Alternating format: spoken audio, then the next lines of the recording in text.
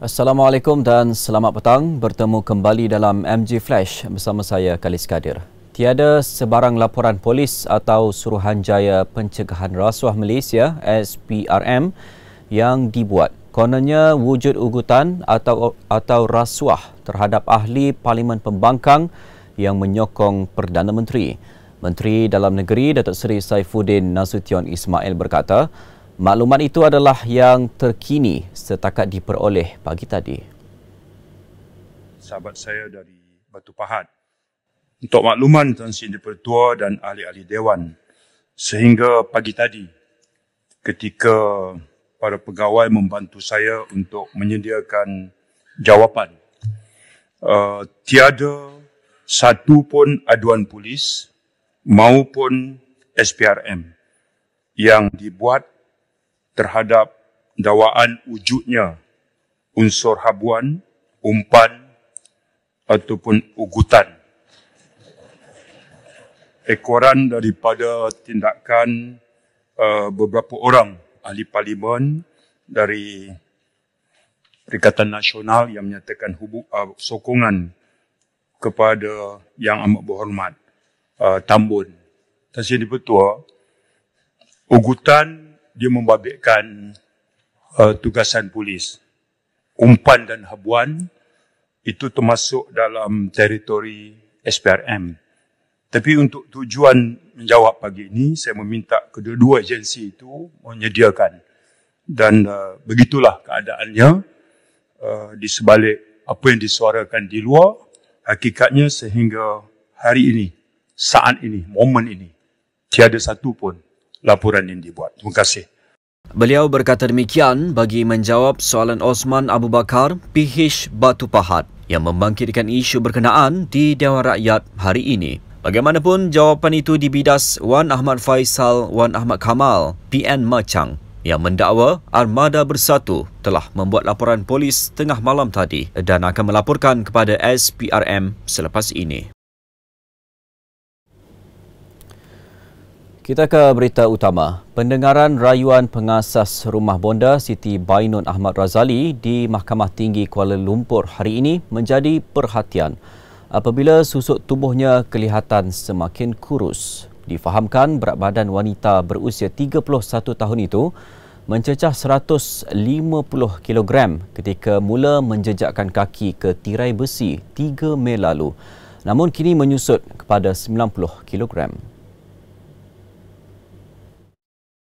Pada 3 Mei lalu, Mahkamah Session Kuala Lumpur memerintahkan Siti Bainun dipenjara 12 tahun selepas bersalah atas 2 pertuduhan mengabai dan menganiaya kanak-kanak sindrom Down Bella antara Februari dan Jun 2021. Mahkamah turut memerintahkan Siti Bainun menandatangani bond berkelakuan baik selama 5 tahun dengan seorang penjamin beserta cagaran RM5,000. Dia juga diarah melaksanakan khidmat masyarakat selama 200 jam yang perlu disempurnakan dalam tempoh 6 bulan selepas tamat hukuman penjara. Pada 23 Mei, Mahkamah Tinggi menolak permohonannya menangguhkan hukuman penjara kerana tiada keadaan khas dia dilepaskan sementara menunggu rayuan sabitan serta hukuman didengar.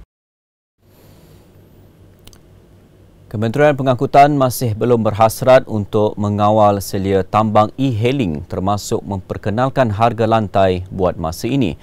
Menterinya Anthony Locke berkata, sekiranya harga lantai diperkenalkan, ia mungkin bakal menyebabkan tambang yang dikenakan kepada pengguna naik. Anthony menjelaskan, pemboleh ubah seperti kesesakan trafik, cuaca, jarak, masa dan jumlah permintaan dan penawaran menentukan padanan tempahan dengan penawaran secara langsung. Justru harga tambang juga fleksibel mengikut padanan faktor semasa. Beliau berkata demikian ketika menjawab pertanyaan Datuk Larry Seng Wei Shin, PBM Julau di Dewan Rakyat hari ini.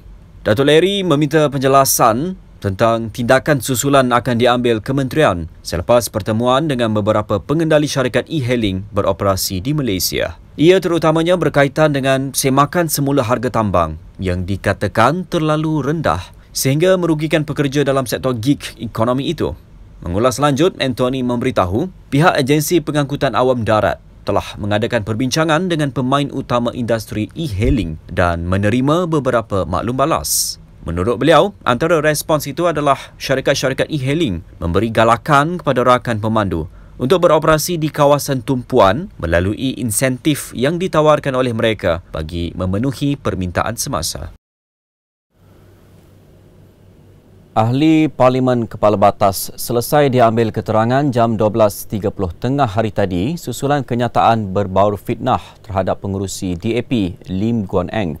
Terdahulu, Siti Mastura Muhammad tiba di Ibu Pejabat Polis di Raja Malaysia Bukit Aman jam 11 pagi bersama peguamnya.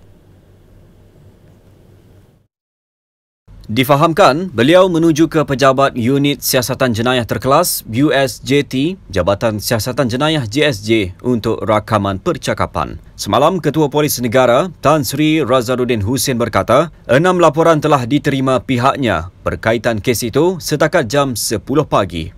Kes itu disiasat mengikut Seksyen 505-B Kanun Kesiksaan dan Seksyen 233 Akta Komunikasi dan Multimedia 1998. Pada 10 November lalu, Guan Eng memulakan tindakan undang-undang terhadap Siti Mastura selepas tempoh 48 jam yang diberi tamat. Ia susulan ucapan Siti Mastura dalam satu program di Kemaman, Terengganu mendakwa Guan Eng dan beberapa ahli DAP memiliki hubungan keluarga dengan pemimpin komunis Chin Peng dan bekas Perdana Menteri Singapura Lee Kuan Yew. Seorang penerbit rancangan radio televisyen Malaysia RTM dituduh di Mahkamah Session Shah Alam kerana menerima RM10,000 daripada seorang pemilik syarikat FRZ Production pada 2018. Tertuduh Suhaila Mat Zaini, 44 tahun, mengaku tidak bersalah selepas pertuduhan dibacakan di hadapan Hakim Awang Krisnada Awang Mahmud. Mengikut pertuduhan, ia dilakukan di sebuah cawangan bank di Taman Seri Gombak, Batu Cave pada 13 Julai 2018.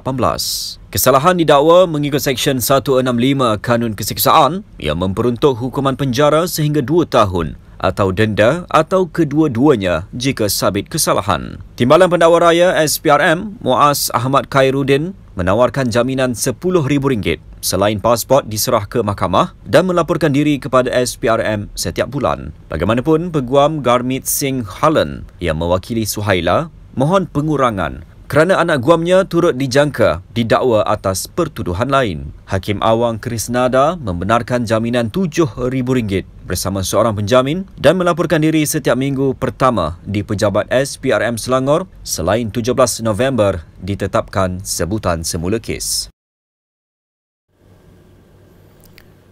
Baik, sekian dahulu MJ Flash buat masa ini. Berita lanjut menyusul dalam siaran jam 6.30 petang. Saya Khalis Kadir. Assalamualaikum. Salam hormat.